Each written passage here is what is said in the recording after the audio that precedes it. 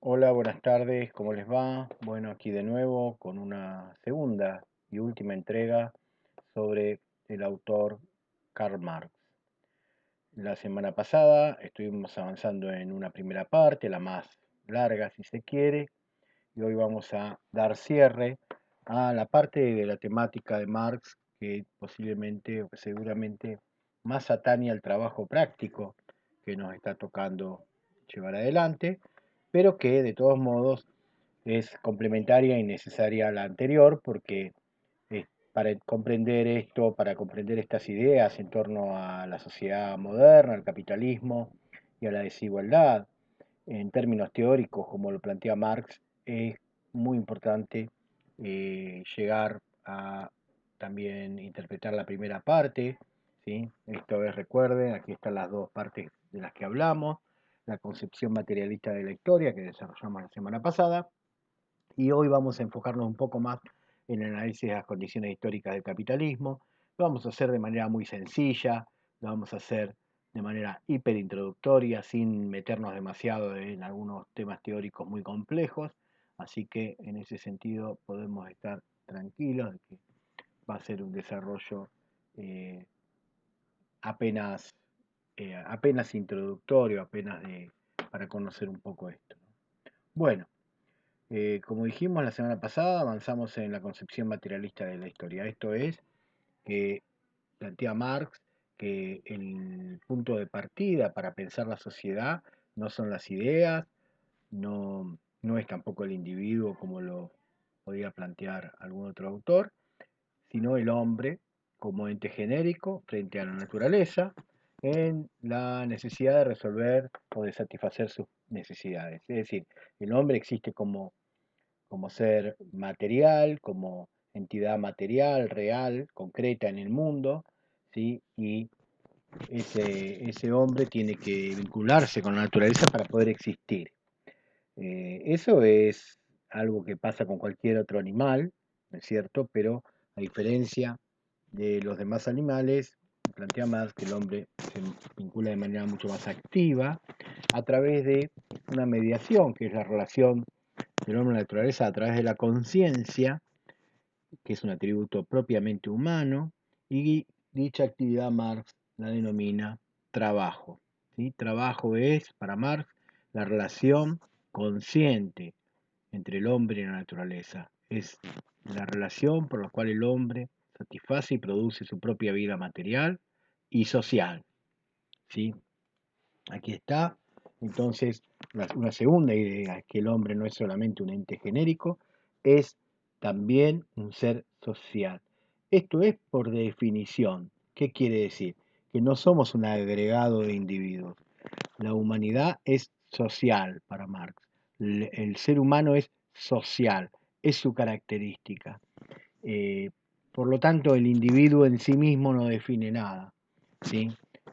Lo social se define colectivamente, comunitariamente, si quieren, para darle un sentido complementario a esta idea de ser social. Es un ser social y comunitario, vive en comunidad. Esto es el punto de partida, entonces, o parte del punto de partida del pensamiento de Marx, de su materialismo histórico. Esa actividad consciente, ya habíamos dicho, trabajo, la habíamos denominado trabajo, la denomina Marx trabajo, es lo que diferencia al hombre del animal. ¿Esto qué significa? ¿Qué es lo que hace que los hombres sean hombres, que la humanidad sea humanidad? Quiere decir que el trabajo para Marx va a pasar a ser, por definición, ¿sí? De esto de un punto de vista bastante filosófico también, el trabajo pasa a ser la esencia misma de lo humano. Lo humano se define por el trabajo porque es lo que nos diferencia de los animales a través del uso de la conciencia. Es decir, si no tuviéramos conciencia no podríamos diferenciarnos de los animales y por lo tanto esa actividad trabajo en el sentido humano no se realizaría. Vamos a retomar esta relación, esta dialéctica, ¿sí? Eh, que tiene como punto de partida a la existencia del hombre en la naturaleza. Fíjense que no tiene como él hace una crítica al idealismo, no tiene como punto de partida las ideas, sino la existencia misma del hombre frente a la naturaleza, esa suerte de desnudez frente a la naturaleza, en la necesidad de resolver, ¿sí?, la propia vida material. Y a diferencia de cualquier otro animal, decíamos por la conciencia. Eso hace o permite que esa relación sea activa y por lo tanto que este círculo que aparece aquí, hombre-naturaleza, naturaleza-hombre, en realidad adquiere una forma espiralada, ¿sí? Adquiere una forma procesual y que es lo que posibilita la historia. Es decir, esto no es circular en el sentido cerrado del término. Ese círculo es abierto porque permanentemente esa espiral está en otro lado. En la dialéctica hombre-naturaleza hay una relación de tesis, antítesis, síntesis, por la cual permanentemente nos encontramos en una nueva fase, en una nueva tesis, una vez realizada la síntesis. ¿Qué quiero decir esto? Que es un movimiento por el cual no se vuelve nunca al lugar inicial. El hombre se vincula con la naturaleza para resolver sus necesidades, pero ahí aprende frente a la naturaleza. Miren cómo aparece la cuestión del aprendizaje, por lo tanto de la educación. Frente a la naturaleza aprendemos y nos desarrollamos como humanos. Al desarrollarnos, hemos logrado o logramos adquirir nuevos conocimientos, nuevas tecnologías, nuevos saberes que hacen que el dominio de la naturaleza sea cada vez mayor, más amplio, más intenso. De ahí que la historia humana va a consistir en eso, la historia de la sociedad va a consistir en eso, en el paulatino proceso de dominio del hombre frente a la naturaleza y de transformación de la naturaleza a la vez que también se transforma la propia naturaleza humana, se transforma la humanidad, se transforman las sociedades, van adquiriendo distintas formas de relación los grupos sociales, ¿no es cierto?, que habitan este planeta, desde antiguo, ¿no? Estoy hablando, por ejemplo, desde ser cazadores hasta llegar a generar una sociedad de tipo sedentaria agrícola. Imagínense todo lo que pasa en la historia para que llegue a dominarse, ¿no es cierto?, las plantas y los animales de manera tal que los podamos conocer los procesos, eh, ¿no es cierto?, no sé, de la germinación o de cualquier otra cuestión de una planta, que por lo tanto dejemos de recolectarla y lleguemos a cultivarla, ¿sí? Y de esta manera producir más y de esta manera en algún momento lograr un excedente y de esta manera, etcétera, etcétera, etcétera, etcétera. Bien, todos estos cambios sociales son producto de la historia a través de esta relación entre el hombre y la naturaleza mediada por la conciencia, pero que también incluye la relación del hombre con el hombre. Cuando hablamos relación hombre-naturaleza, también es la relación del hombre con el hombre. Y esa relación es lo que Marx, reitero, decía, esto es trabajo, es lo que nos diferencia de los animales. Bien, y en esa dialéctica se van a dar, acá quiero que ustedes reconozcan estos dos conceptos, ¿sí?, que están con un puntito verde ahí, ¿no? Dos conceptos, el de relaciones sociales o relaciones sociales de producción y el de fuerzas de producción. ¿Qué es esto? A medida que transcurre la historia y vamos dominando la naturaleza, la humanidad domina la naturaleza, hay un mayor aprendizaje y por lo tanto un desarrollo de las tecnologías, del conocimiento, del dominio, de la posibilidad de producir más en menos tiempo. Esto se denomina fuerza de producción. ¿Qué es la fuerza de producción? La capacidad que tiene la sociedad de producir en un tiempo histórico dado algo, ¿sí? Se tiene más o menos. En general, las fuerzas de producción tienden a aumentar. Imagínense, por ejemplo, la diferencia en la fuerza de producción previo a la rueda, a la invención de la rueda y después de la rueda, previo a la agricultura y después de la agricultura, previo a la máquina de vapor, que es del siglo XVIII, o después de la máquina de vapor, previo a la energía atómica, después de la energía atómica. Hay un salto en el desarrollo de fuerzas de producción, ¿sí? Y las relaciones sociales, si cambian las fuerzas de producción, es imposible que las relaciones sociales no cambien, ¿sí? Esto es una de las cosas que Marx nos muestra. Permanentemente, a medida que la sociedad se va transformando por el desarrollo también de la producción, las relaciones sociales se van transformando. Estos dos aspectos son dos aspectos materiales, concretos de la sociedad, son dos aspectos que explican la historia según Marx, explican por qué pasamos de una sociedad o de un tipo de sociedad a otro. Esto también se vincula dialécticamente, la relación social cambia, la fuerza de producción cambia, la fuerza de producción cambia, las relaciones sociales se modifican también. Y por eso decía Marx que la historia no es más que una transformación continua de la naturaleza humana. Con esto también nos dice que la historia no vuelve nunca al mismo punto. ¿Sí? La historia va siempre hacia algún lado. No está escrito hacia dónde, pero va. No, no, no se repite. ¿Sí? Siempre las condiciones son las nuevas condiciones que hay, no las del pasado, ¿no es cierto? Bien. Eh, Como efecto y como causa, porque es una dialéctica, se van instituyendo en la historia la creación de nuevas necesidades. ¿Sí? ¿Por qué? Porque, como dijimos, se transforma la fuerza de producción y las relaciones sociales. Y se va dando en ese proceso cada vez una mayor división del trabajo. ¿Qué quiere decir? Es un proceso de especialización. ¿Sí? Cuando las sociedades se dividían, por ejemplo, o eran básicamente cazadoras, no había más que cazar y ahí había el conocimiento de cómo cazar y a lo sumo alguien podía especializarse en hacer mejor técnicamente una punta de flecha, ¿no es cierto? Pero a medida que la sociedad se fue transformando, se fue también complejizando en sus relaciones sociales, aumenta la división social del trabajo. Esto es los roles que en la sociedad se organizan, si la cantidad de roles y de tipos de roles que se organizan para resolver todo lo que la sociedad en su conjunto debe hacer en ese tiempo histórico.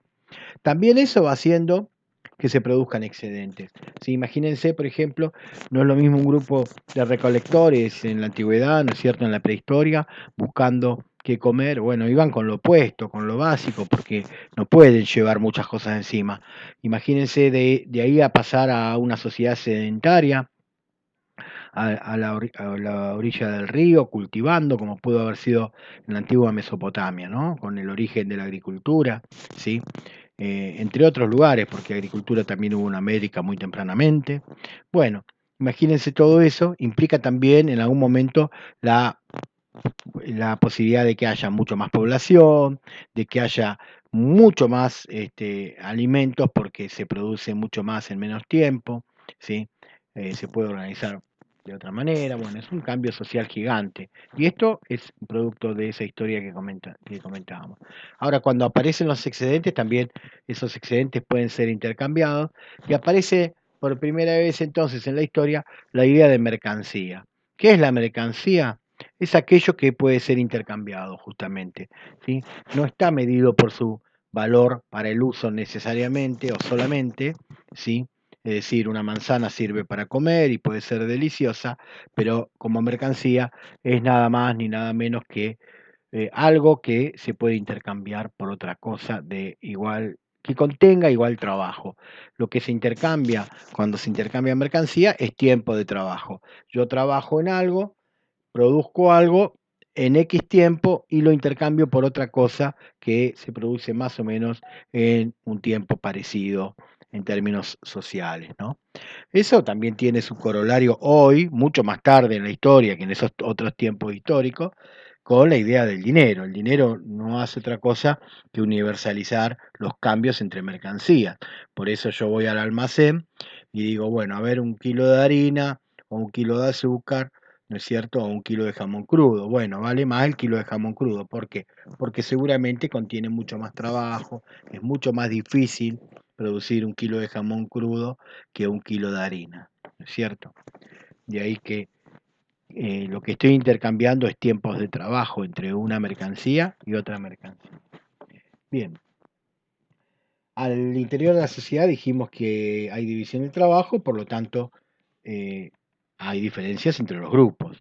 Cuando hay diferencias entre los grupos empiezan a aparecer las especializaciones, empieza a dividirse el trabajo manual del intelectual, hay quien se empieza a dedicar a la dirección, ¿no es cierto? Hay quien se empieza a dedicar a cosas espirituales, hay, bueno, de todo un poco, esto va pasando según la sociedad, pero fundamentalmente este es el néctar o la base histórica sobre la cual se van a constituir las clases sociales. Las clases sociales son grupos, toda sociedad tiene clases en tanto en cuanto no haya una sociedad igualitaria. Si la sociedad tiene cierta desigualdad, entonces habrá clases sociales, ¿sí? ¿Por qué? Porque cada clase, digamos, tiene un lugar, ¿sí? Es un sector de la sociedad que tiene un lugar en el entramado social según sobre todo la propiedad, el acceso a la propiedad y la función que tenga.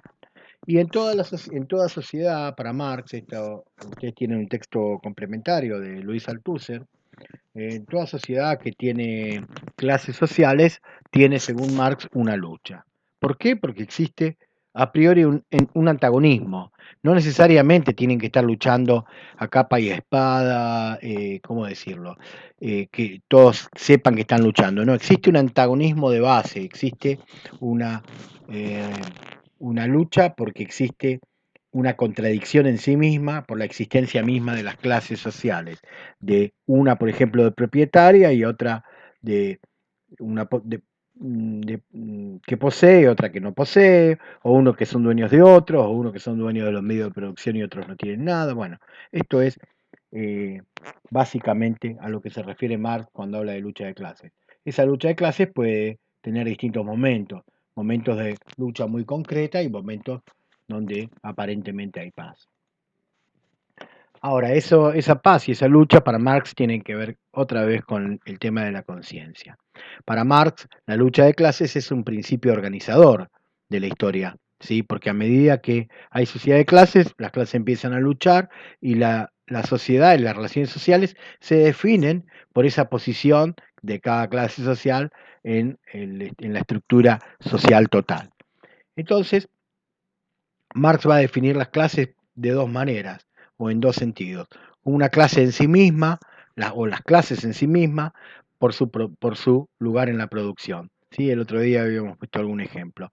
Y también por la forma en que esas clases se reconocen como tales. Eso tiene que ver con la conciencia. Volvemos al tema de la conciencia y Marx lo que nos muestra es que las clases se reconocen o no se reconocen. Son dos cosas diferentes a ser o no ser de una clase. Vos sos de una clase social según, independientemente si te reconoces, sos clase en sí, independientemente de que te reconozcas o no dentro de una lucha de clases. Pero cuanto más te reconoces en una situación de clase, por ejemplo, una situación desigual, históricamente desigual, más vas a tener conciencia y por lo tanto más va a decir Marx, va a ser una clase para sí. Si para sí es para la lucha, para generar condiciones diferentes a las existentes, sobre todo cuando hay desigualdad o explotación. Bien, ahora vamos a meternos a partir de esto que es la perspectiva materialista y la idea de la lucha de clases. Perdón, voy a tomar un poco de té. Se enfría. Vamos a meternos un poquito en unos últimos detalles que son las que hacen un poco más a esta parte. Vamos a hablar de la sociedad moderna y de la conciencia y en definitiva de la lucha de clases, pero para eso vamos a, en la modernidad, pero para eso vamos a reconocer que toda sociedad se funda o se constituye o se construye sobre lo que dejan las sociedades previas, ¿sí? Si no, no sería histórico el pensamiento. Entonces, para entender el capitalismo y las relaciones sociales en el capitalismo, que es lo que Marx pretende de alguna manera explicar y hasta desmitificar algunas cosas, vamos a tener que entender que el capitalismo surge de las sociedades previas, de la sociedad feudal, de una sociedad feudal que en sus relaciones se van desintegrando, es decir, las relaciones entre los señores, ¿no es cierto?, y el campesinado y la servidumbre, ¿no es cierto?, de las zonas feudales. Y además de eso, y de más tempranamente, varios siglos y varios siglos atrás, va surgiendo una clase que se va a ir potenciando, que es la burguesía, una clase que básicamente no tiene ningún privilegio, no tiene nada de particular, no tiene nada que ver con la aristocracia, pero sí tiene una, una costumbre o una manera de desarrollo de sí misma, que es el comercio. Una clase que se desarrolla por el comercio. Van primero con caravanas, de aquí para allá, llevando, ¿no es cierto?, mercancías, miren lo que llevan, mercancías, ¿sí?, de distintos lugares en Europa y las van vendiendo y también van logrando algo que es bastante nuevo en la historia, que es la acumulación. Van acumulando. ¿Acumulan qué? Dinero. Acumulan capital, ¿sí? Eh, Aquí hay una idea de Marx que es que existe previo al capitalismo lo que él denomina una acumulación originaria. Esa de capital, ¿sí? ¿Qué es capital? Capital es, en definitiva, si el capital es lo que yo puedo juntar, por ejemplo, de haber vendido cosas, es trabajo, en definitiva, es tiempo de trabajo, del pasado, pero tiempo de trabajo. Si yo junto un montón de cosas, no sé, un teléfono, una billetera y lo vendo, lo que estoy haciendo es juntando cosas que llevaron trabajo, que tienen contenido trabajo. Por lo tanto, el capital es trabajo contenido, trabajo acumulado, ¿sí?, que se sigue poniendo en movimiento, además. Bien, eh, entonces el capitalismo surge de una acumulación originaria. ¿Qué quiere decir? Que hay un sector que va a ir acumulando gran cantidad de capital, ¿sí?, gran cantidad de divisas o de recursos. Esa es la burguesía. Además lo va a acumular de varias otras maneras que solamente yendo a vender. Se acumula también a través de dos procesos que son eh, importantes.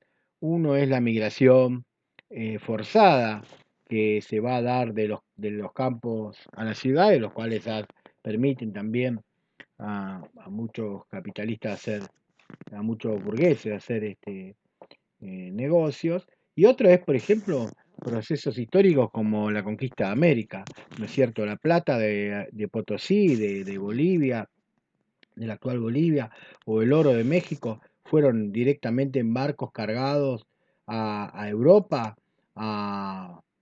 y bueno, sobre todo a capitalizar este proceso de acumulación originaria. Piensen los miles y miles y miles y miles de kilos de plata y de oro que viajaron en barco, ¿no es cierto?, desde América, desde 1492, de la llegada de Colón, a Europa, ¿sí? Bueno, eso fue parte de lo que inyectó el origen o la explosión del capitalismo en Europa. Eh, Hablé de la migración forzada de campesinos, es decir, los campesinos propios de la sociedad medieval se tuvieron que ir a las ciudades por distintas situaciones, por situaciones económicas desesperantes en algunos casos, porque no había producciones, porque se privilegiaba la producción ovina, de ovejas, que no necesita prácticamente gente, o también porque los echaban a la fuerza, ¿sí? Edictos de los monarcas, etcétera, que los iban despojando de sus lugares. Y lo último, que un poco lo dije, pero para que nos demos una idea de cuándo surge, es la expansión del sistema mercantil, lo que llama el capitalismo mercantil. El capitalismo existe primero como sistema mercantil, de estos, ¿no es cierto?, mercaderes, burgueses, bueno, que van acumulando, bueno, se va expandiendo internacionalmente, si se quiere, por Europa y incluso por América también, con la conquista, ese capitalismo mercantil, ¿no es cierto? Eh, Se inyecta también, obviamente, con la, con la situación, digamos, a partir de la esclavitud africana, que se da sobre todo a partir del siglo XVI, pero bastante más en el siglo XVII y en adelante. Bien. La consecuencia histórica, en definitiva, es que en el capitalismo, en estas ciudades propias, digamos, del análisis que hace Marx, que son las ciudades europeas industrializadas, ¿no?, se tuvo que dar una situación, y es que hubo una gran acumulación de capital, y ahí aparece una clase, que es la burguesa o la de propietarios, y la otra la desposeída, que son los campesinos que tuvieron que emigrar, ¿no es cierto? Unos son propietarios, los otros son no propietarios. Unos que tienen dinero, medios de producción, y los otros que tienen, no tienen nada. Lo único que tienen es tiempo. Tienen su tiempo, ¿no es cierto?, porque no tienen nada. Entonces, los que tienen, y tienen dinero y medio de producción, lo que hacen es invertir, y esto es un hecho bastante nuevo en la historia, propio del capitalismo, que es que el dinero sirve para hacer dinero. Invertir su capital, ¿no es cierto?, para ganar más dinero. ¿Y cómo lo van a hacer? Con el trabajo ajeno, con el trabajo de otros. ¿Con el trabajo de quién? De los que no tienen nada. ¿Por qué?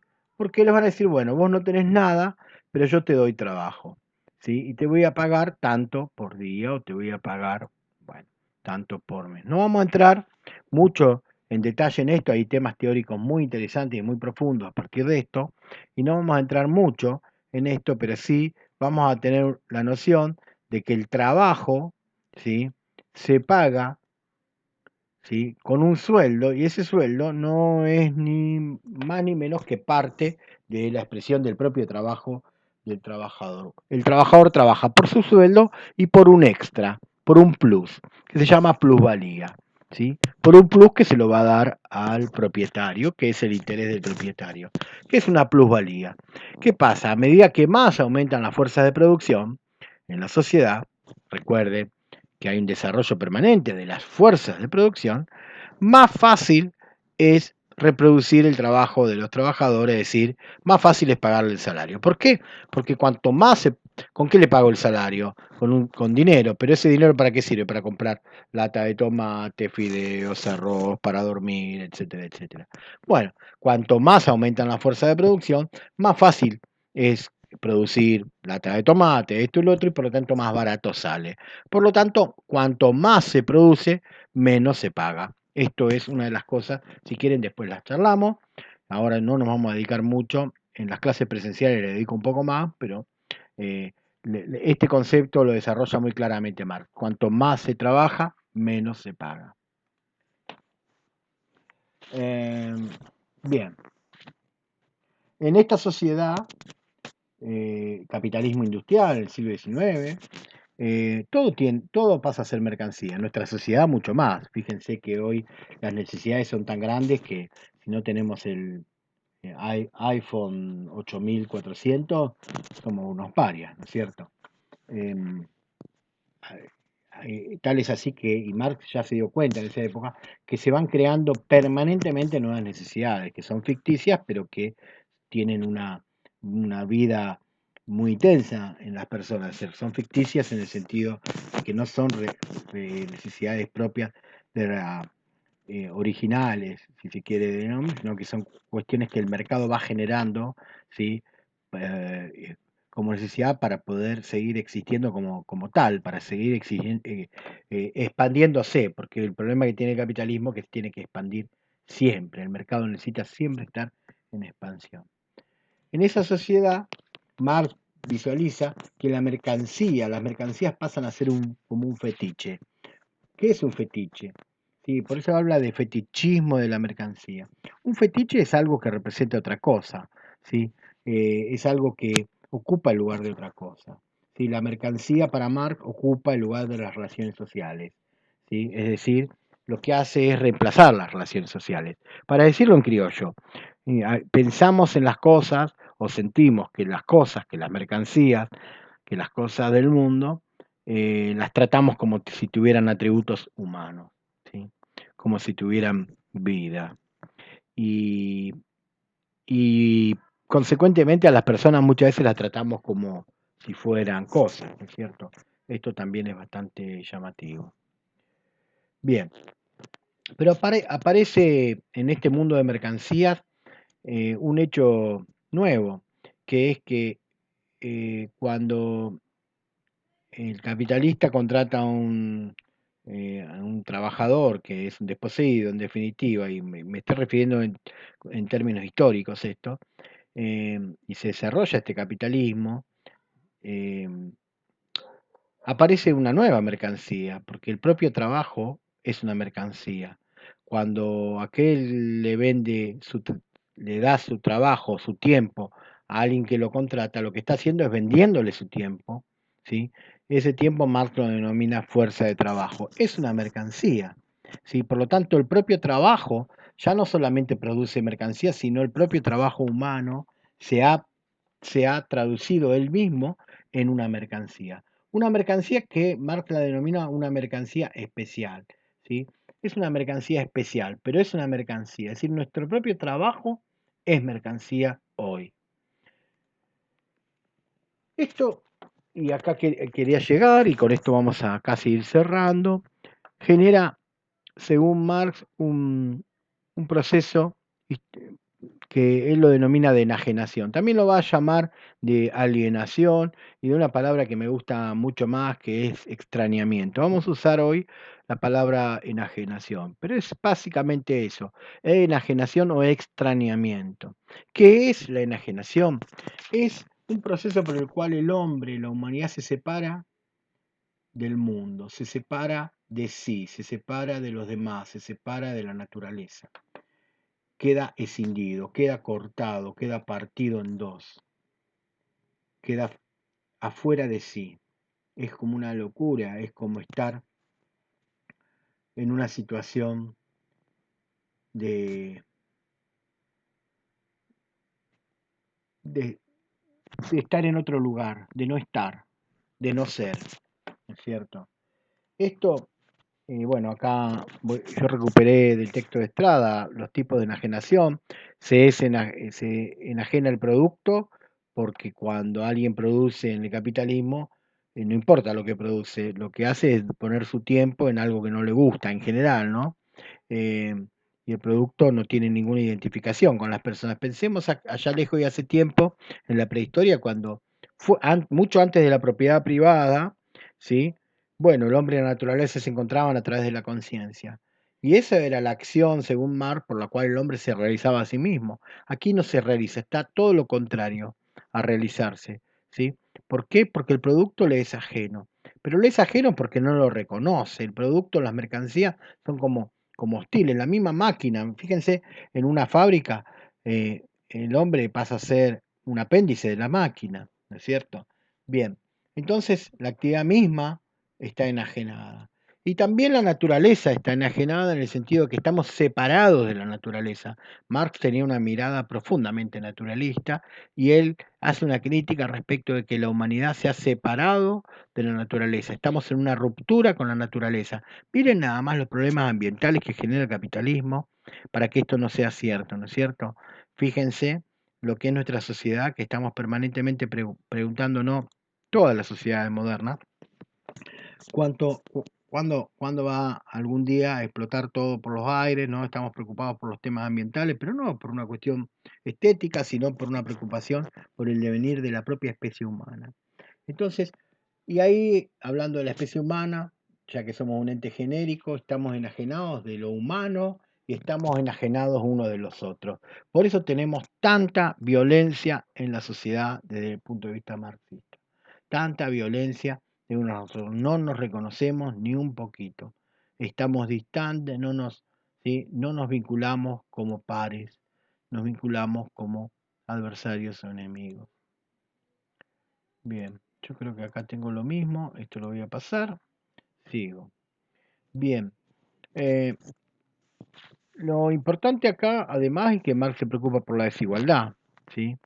Y para pensar la desigualdad, desde el punto de vista marxista, dado que era un materialista, el resolver la desigualdad, desde el punto de vista marxista, podríamos pensar lo que o se resuelve por el cambio de las condiciones materiales o se resuelve por un cambio en la conciencia.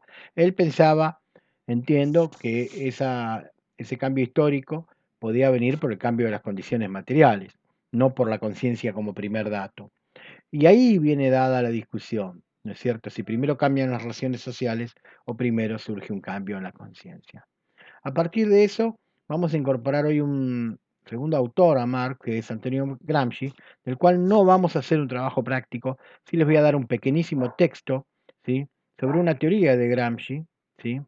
Eh, em, bueno, que reformula estas relaciones, habíamos dicho, en torno a la conciencia y, y, la, y las relaciones sociales.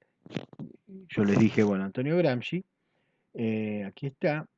Bueno, vamos a ver un texto que no lo vamos a hacer en trabajo práctico. Les voy a dar una pequeña guía para que lo tengan como referencia cuando lo lean, ¿no es cierto? Sí va a quedar para el cierre alguna mención, pero no como trabajo práctico.